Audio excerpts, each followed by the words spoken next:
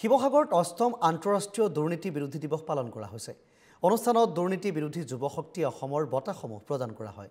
NKTVৰ জ্যেষ্ঠ সাংবাদিক মছফিকা আহমেদলৈ শূন্য সহনশীল বঁটা।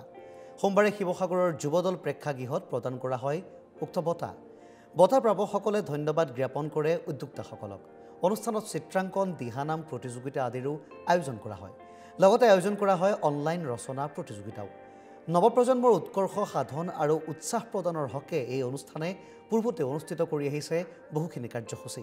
ৰাজ্যৰ ভিন্ন প্ৰান্তত সংঘটিত দুৰ্নীতিৰ বিৰুদ্ধেও প্ৰতিবাদ অব্যাহত ৰাখি এখন সুস্থ সমাজৰ বাবে অহৰহ কাম কৰি আহিছে এই অনুষ্ঠানটোৱে। বঁটা গ্ৰহণ কৰি মছফিকা আহমেদকে আদি কৰি আন আন বঁটা প্ৰাপকসকলে ধন্যবাদ জ্ঞাপন কৰে উদ্যোক্তাসকলক।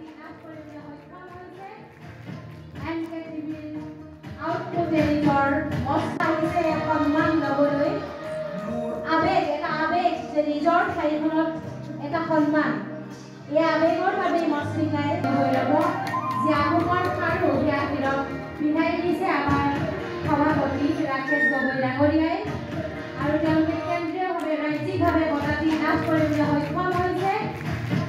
NKTVৰ আউটপুট এডিটৰ মছফিকাই সন্মান ল'বলৈ আবেগ যে নিজৰ ঠাইখনত